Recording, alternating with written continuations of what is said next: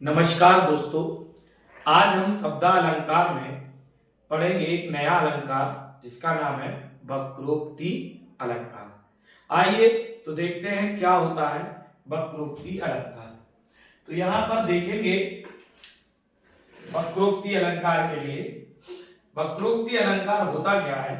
एक शब्दालंकार का ही भाग है और इसका अर्थ होता है जब वक्ता के द्वारा बोले गए शब्दों का अर्थ श्रोता अलग अर्थ निकाले। मतलब कहने का ये है कि बोलने वाला कुछ बोलता है और सुनने वाला उसका कुछ और अलग अर्थ निकालता है, तो उसको हम वक्रोक्ति अलंकार कहते हैं।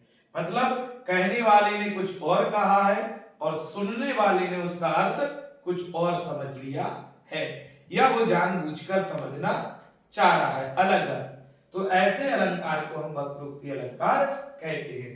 मतलब बको कुछ और समझा कुछ और जाए, उसको कहते हैं वक्रोक्ति अलंकार। वक्र धन उक्ति, यानी वक्र माने बोलना, उक्ति माने बात, बोली कुछ और बात गई है और श्रोता के द्वारा समझी कुछ और बात गई है, इस अलंकार को हम वक्रोक्ति अलंकार कहेंगे।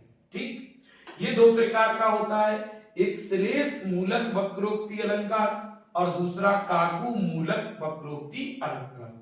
तो श्लेष मूलक वक्रोक्ति अलंकार में जानबूझकर श्रोता उसका गलत अर्थ निकालता है। श्लेष मूलक अलंकार में, श्लेष मूलक वक्रोक्ति अलंकार में जानबूझकर श्रोता क्या करता है, वक्ता की बात का गलत अर्थ निकालता है। तो देखिए, आइए कुछ एग्जाम्पल से हम समझते हैं श्लेष मूलक वक्रोक्ति अलंकार के कुछ उदाहरण हैं।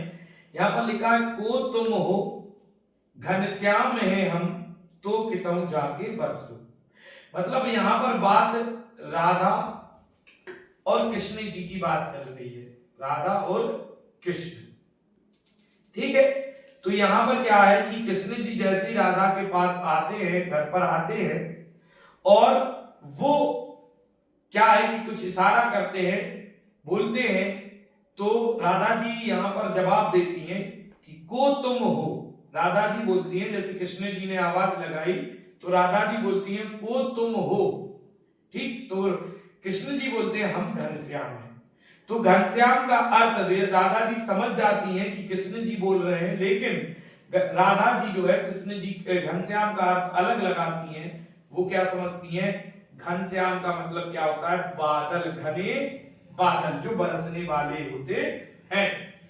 तो कृष्ण जी कहते, राधा जी कहती हैं को तुम हो, तो कृष्ण जी कहते हैं हम घनश्याम हैं। तो राधा बोलती है कि भाई घनश्याम हो, बादल हो, तो कितम जाके बरसो। मतलब तुम यहां क्या कर रहे हो, कहीं और जाके बरसो। बादल का काम क्या होता है, बरसना। तो यहां पर क्या होता है कि कहा कुछ और गया है और राधा जी ने उसको समझा कुछ और है। कहा गया है कि हम घनश्याम हैं, हम कृष्ण जी हैं, जबकि राधा जी क्या समझ रही हैं, बादल समझ रही हैं। मतलब जानबूझकर उनके साथ जो है इस तरीके का व्यवहार कर रही हैं। तो जब कुछ और कहा जाए और कुछ और समझा जाए तो वहां पर श्लेष मूलक वक्रोक्ति अलंकार होता है। अगले एग्जाम्पल में हम समझते हैं, एक कबूतर देख हाथ में पूछा कहां अपर है, अपर उसने कहा अपर कैसा, वह उड़ गया सफर है। तो यहां पर बात है जहांगीर, जहांगीर और नूरजहां की। नूरजहां, तो क्या हुआ, जहांगीर जब शिकार पर निकले और निकल के जब वो आए तो नूरजहां के लिए उन्होंने दो कबूतर दे दिए। बाद में वो दोबारा से शिकार पर पहुंचे, तब वापस आए तो नूरजहां के हाथ में एक कबूतर उन्होंने पाया। तब उन्होंने कहा, जहांगीर ने कहा कि एक कबूतर देख हाथ में, पूछा कहां अपर है। अपर का मतलब यहां पर दूसरा, क्या है, दूसरा। अपर का मतलब क्या है, दूसरा। यानी जहांगीर ये पूछ रहा है कि वो दूसरा कबूतर कहां है जो नूरजहां को देके गया था। तो नूरजहां ने कहा, उसने कहा अपर कैसा, वह उड़ गया सफर है। उन्होंने कहा अपर कैसा, अपर माने बिना पर वाला भी होता है, बिना पंख वाला भी होता है।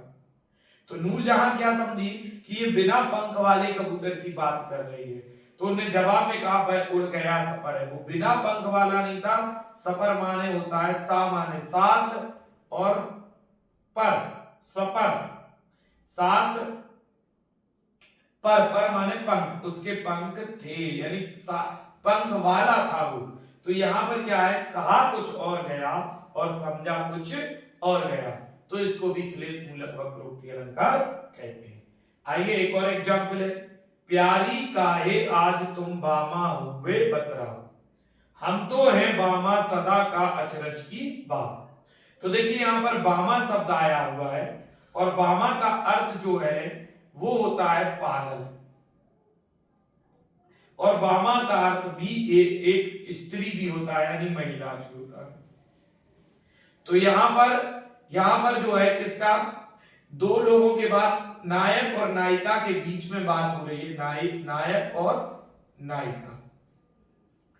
तो नायक कहता है प्यारी काहे आज तुम बामा हुए पत्रा, मतलब बामा माने पागल की तरह बात क्यों कर रही हो, प्यारी काहे आज तुम पागल की तरह बात क्यों कर रही हो, ये नायक ने कहा। लेकिन नायिका क्या समझी, हम तो हैं बामा सदा का अचरज की बात, यानी नायिका ने ये कहा, बामा माने महिला, हम तो महिला ही हैं, तो महिला की तरह ही बात कर रहे हैं। इसमें अचरज की बात क्या है, क्या आपको क्या लग रहा है, क्यों आपको ऐसा लग रहा है कि हम भाई किसी और की तरह बात कर रहे हैं। तो यहाँ पर बामा शब्द का प्रयोग नायक ने पागल के लिए किया था, जबकि नायिका क्या समझी, बामा का मतलब महिला समझी। तो यहाँ पर भी वक्ता के द्वारा कहा कुछ और गया है और सुना कुछ और गया है श्रोता के द्वारा। तो जब जानबूझकर भी या गलत तरीके से कुछ और समझ लिया जाता है तो वहां पर श्लेष मूलक वक्रोक्ति अलंकार होता है। दूसरा है काकू मूलक वक्रोक्ति अलंकार। इसमें क्या होता है, ध्वनि विकार या आवाज परिवर्तन के कारण ऐसा होता है कि कुछ गलत उच्चारित हो जाने के कारण जब उसका अर्थ बदल जाता है तो उसको हम काक मूलक वक्रोक्ति अलंकार कहते हैं।